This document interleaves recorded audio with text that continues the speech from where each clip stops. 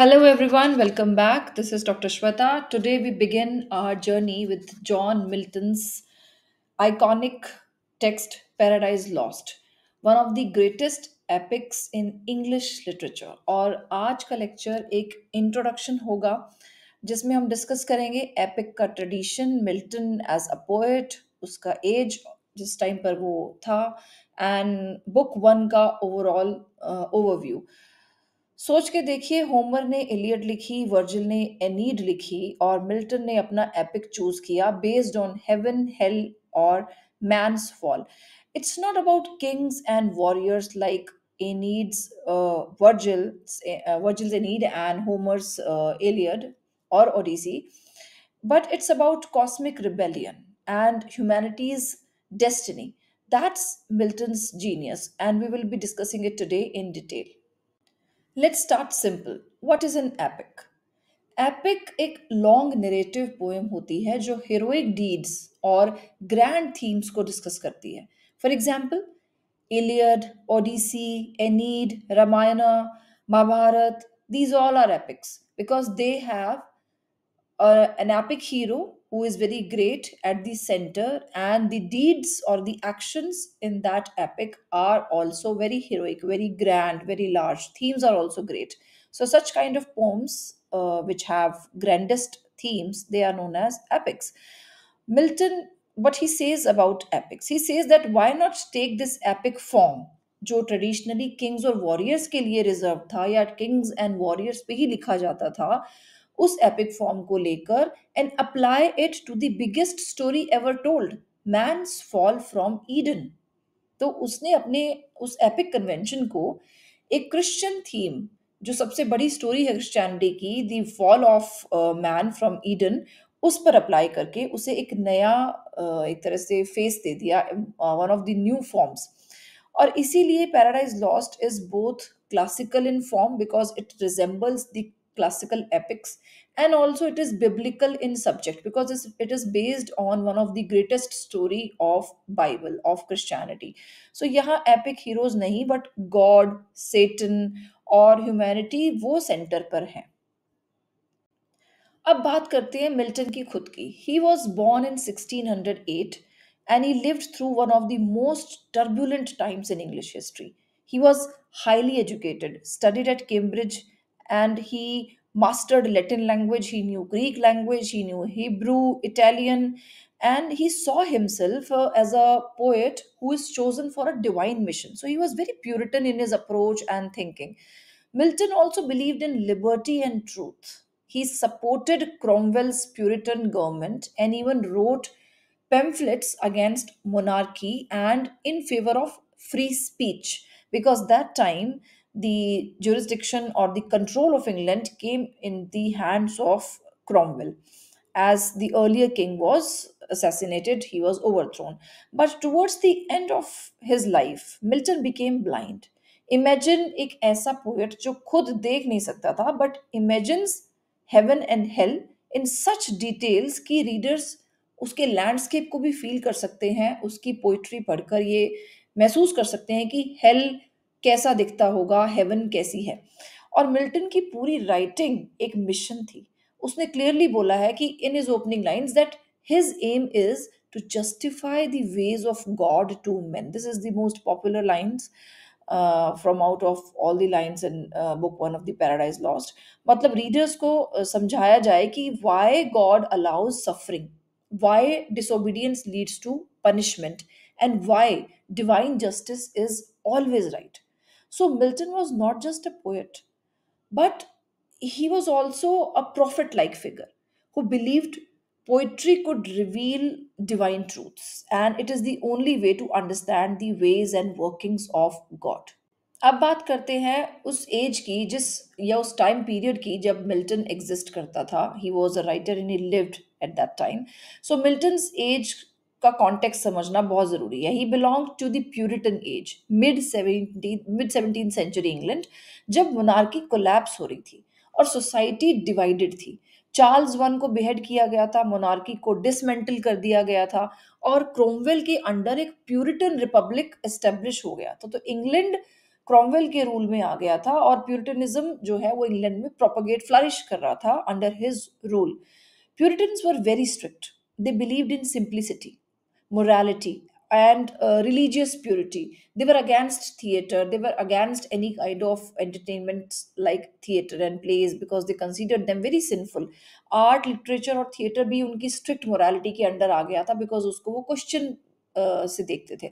सो Milton खुद एक Puritan था और उनके आइडियाज इस पोएम में क्लियरली रिफ्लेक्टेड है. बट एक और डायमेंशन है, मिल्टन एक इंटेलेक्चुअल रेबल भी था. He believed in questioning authority, even religious authority. That's why Satan का कैरेक्टर इतना पावरफुल लगता है कि एज इफ हमें लगता है Satan is the hero of Paradise Lost, when in fact he was the villain और you can say precursor of all the sins in the world, क्योंकि मिल्टन खुद भी अथॉरिटी के अगेंस्ट फाइट कर चुका था. सो इसीलिए वो सेटन के कैरेक्टर को उसने थोड़ा ज्यादा पावरफुल दिखाया है. सो जब हम पैराडाइज लॉस्ट पढ़ते हैं, इट्स नॉट जस्ट एक बिब्लिकल स्टोरी जो बाइबल से उठाया और उसकी उसको अब मिल्टन ने प्रेजेंट कर दिया in form of poem. It's also Milton's reflection on the time or the politics of his time, the rebellion that were happening during his time, and morality of his own times. So all these things are being d- discussed by Milton or shown by Milton indirectly in his poem.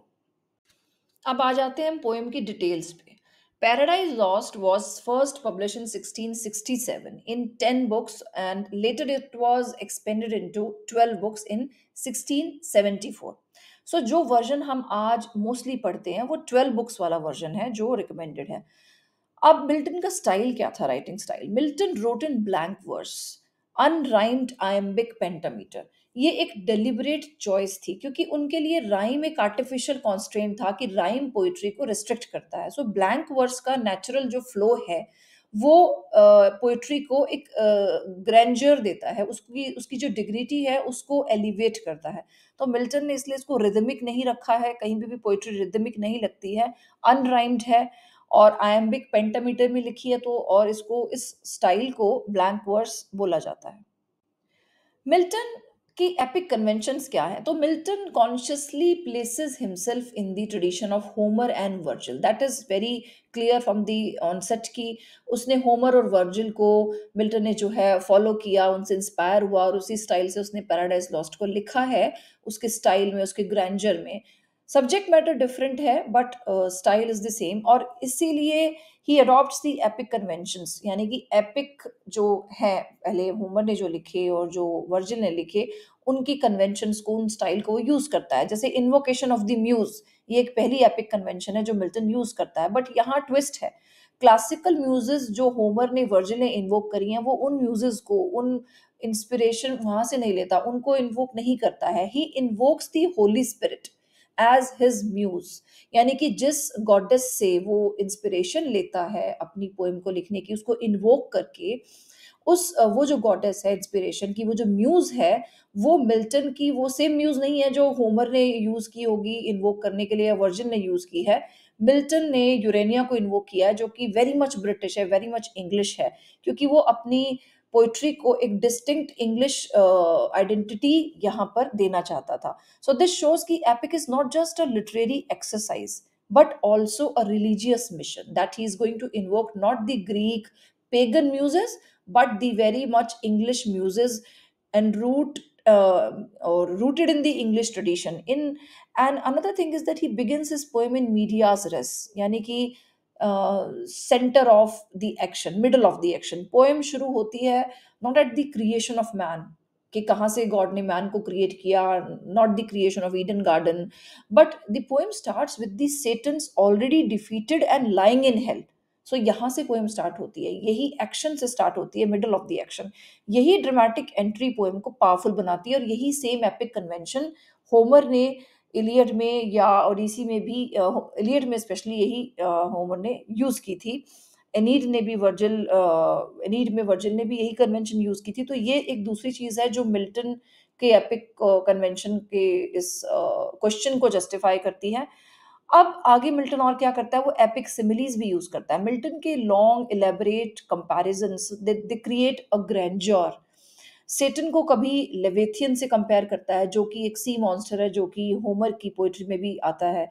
कभी वो सन को dazzling light से compare कर देता है, जो कि again एक एपिक कन्वेंशन है।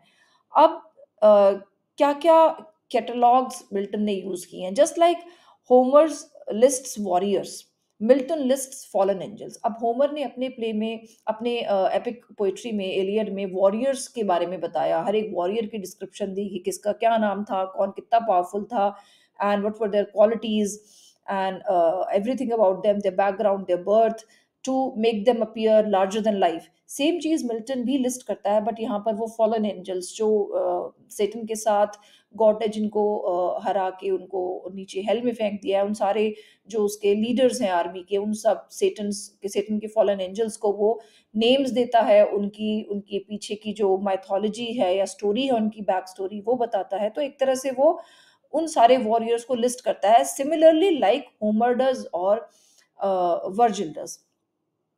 अब आते हैं इसके कॉस्मिक स्केल पे। Heaven, hell, earth, chaos, the entire universe becomes the stage for Milton. तो सारा जो ड्रामा है वो अनअर्थ कहाँ हो रहा है, वो कहाँ पर परफॉर्म हो रहा है, हेवन में होता है, हेल में होता है, अर्थ पे है, और सारा क्योस जो उसने दिखाया, तो ये उसका एक तरह से ड्रामेटिक स्टेज है जहाँ पे मिल्टन अपना सारा जो स्टोरी है उसको शो करता है। So basically Milton says I can do everything Homer and Virgil did in their epics, but with a Christian subject, even more serious and even more universal than what Homer and Virgil could do or better than them. So he is trying to tell us that he is not only simply following in the footsteps of Homer and Virgil, but he is doing something more serious and more universal. Let's look at the background of the story. जिस topic पे Milton ने बात की है उसको थोड़ा जान लेते हैं। There is a war in heaven. Satan और उसके फॉलोअर्स गॉड के खिलाफ रिवोल्ट कर देते हैं, दे गो अगेंस्ट द गॉड, क्योंकि वो इक्वालिटी और इंडिपेंडेंस चाहते हैं। They lose the war, and as punishment, God casts them into hell. So, this is the backstory. Now, God then creates the world and then He creates the mankind. He creates Adam and Eve, the very first humans, as His new creation, exactly in His own image. जैसे God दिखते हैं वैसे ही God Adam और ewe को create करते हैं। सेटन अब वाव लेता है एक रिवेंज की, and he says if I can not fight God directly, I will corrupt his newest creation. और वो गॉड की क्रिएशन है एडम और ईव, तो वो इस तरह से इनडायरेक्टली गॉड से बदला लेना चाहता है बाय करप्टिंग और influencing his dearest creation and making them do all the since and all the wrong things. और पोएम जब स्टार्ट होती है, इट्स नॉट विद एडम और Eden, it starts in hell with Saturn lying defeated but unbroken in spirit. This is Milton's bold narrative choice. हम villain से शुरू करते हैं, not the hero.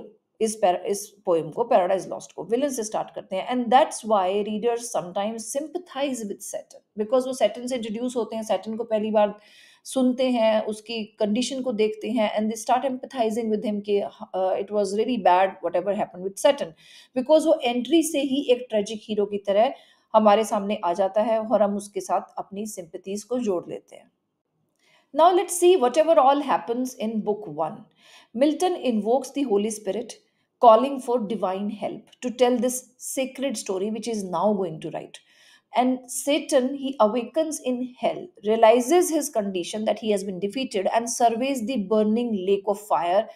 Everywhere in the hell, he sees everything is dark, and though there is fire, but there is no light. So he feels very dejected, very hopeless there, and he sees himself and his help his and his army all defeated there and fallen in the hell. So hell का जो description Milton देता है, it is very vast, fiery, dark, hopeless, एक place जहाँ hope itself does not exist. So बहुत ही negative और dejected सा एक मिल्टन ने डिस्क्रिप्शन दिया है हेल का। Saturn then rallies his fallen angels with courage. He knows that he is the leader and they all have fallen along with him, and he is the leader, so he leads them. He rallies them with courage and he speaks very courage filled words to motivate them.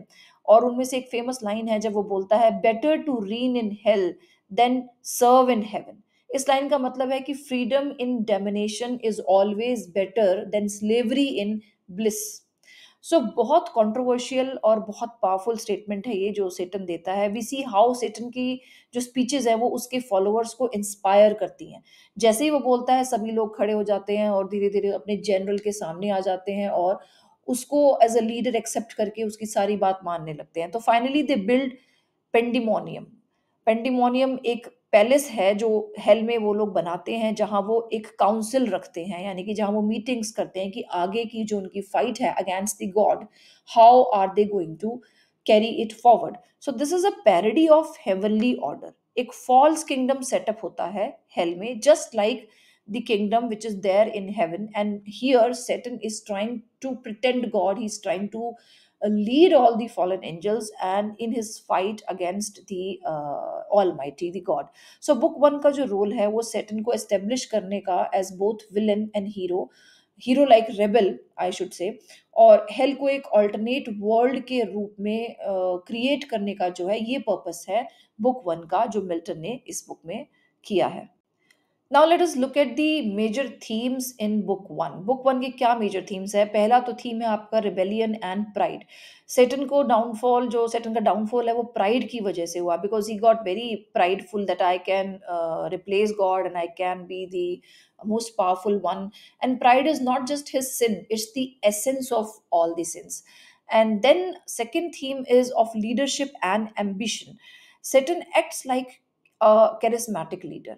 He gives long speeches, motivational speeches, and he in this way he motivates his army, and he seems very heroic there. He appears to be a very daring person, daring angel, fallen angel. यही readers को confuse करता है. Is he a hero or villain? Because the way he speaks to his people, his army, it appears that those were not the words of a villain or a person who is very mean and who commits this sin, but they appear to be the words of a hero who motivates his army. Now third theme is of heroism versus villainy. Milton का जो brilliance यहाँ पर है, Satan looks like a tragic hero to us, fighting against impossible odds, because everybody knows that it is impossible to win against God, but his cause is unjust. So वो villain भी है, because fighting against the god, going against the god can never be justified. This ambiguity, this doubtfulness is what fascinates us the readers. Then there is the theme of the allure of evil. Milton का जो language है it is so powerful कि कभी कभी हमें सेटन बहुत appealing लगता है. उसकी मिल्टन की जो राइटिंग स्टाइल है, जिस वजह से उसने पोइट्री लिखी है, जैसे उसने वर्ड्स यूज किए हैं, जो उसकी डिक्शन है, it everything makes us feel that how appealing the character of Satan is, how we start pitying with him, how we start empathizing with him. It is the power of the language that Milton uses here. And यही reason है कि scholars बोलते हैं कि Milton wrote in God's cause, but unconsciously he was of the Satan's party.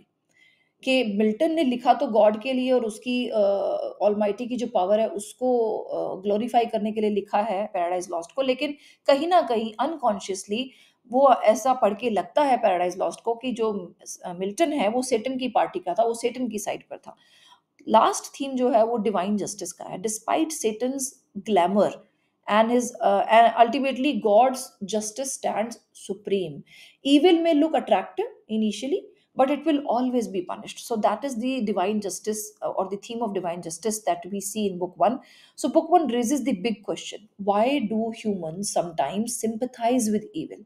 और यही बनाता है पैराडाइज लॉस्ट को एक इंटेलेक्चुअली चैलेंजिंग पोएम. अब इंट्रोडक्शन हमने सेटन की बुक का यहाँ पर बुक 1 का थोड़ा सा लिया और कुछ थीम्स और ओवरऑल डिस्कशन हमने की. अब इससे कुछ इंटरेस्टिंग डिस्कशन प्रॉम्प्ट्स मेरे माइंड में आए थे जो मैंने सोचा I should include here on the slides for you. So first is Saturn a tragic hero or a villain? Why do readers sometimes sympathize with him? Milton की जो language choices हैं, ग्रैंड स्टाइल है और epic similes हैं, सब contribute करते हैं इस एम्बिग्विटी को. और कई बार ये क्वेश्चन पूछ भी लिया जाता है कि do you think Satan is a villain और a tragic hero? So that's why Satan becomes the most memorable figure of the poem. Even though Milton wanted to glorify God, but indirectly he glorified Satan himself, and he uh, created Satan not as a villain, but more of as a tragic hero who was dealt badly with. So we have to understand कि वो क्या points हैं poem में से जिनसे लगता है हमको कि सैटन को एक ट्रेजिक हीरो की तरह प्रोजेक्ट किया है। पहली बात तो मिल्टन का जो लैंग्वेज है, जो उसका डिक्शन है, चॉइस ऑफ वर्ड्स है, वही इतना अपीलिंग है, तो पहले तो वही आएगा जो मैंने लास्ट स्लाइड में भी बताया। सो यही कुछ कारण है जिससे हमें लगता है कि सैटन जो है उसको ट्रेजिक हीरो की तरह रिप्रेजेंट किया है, ना कि एक विलन की तरह। So, students, with this, we have completed the introduction of Paradise Lost, Book 1. This poem is truly the greatest English epic, blending classical tradition with Christian theology. Book one का जो role है stage set करता है Satan's ambition versus God's justice. अगली class में we will do close reading of Satan's speeches and epic similes. So don't forget to subscribe to get notification for the next video, and always remember Milton's mission to justify the ways of God to men. And that's exactly what makes this poem such a masterpiece. Don't forget to like, share, and subscribe my channel Literature with Dr. Shweta to receive notification for more such videos on critical analysis of key texts. This is Dr. Shweta signing off. See you in the part 2 of Paradise Lost soon.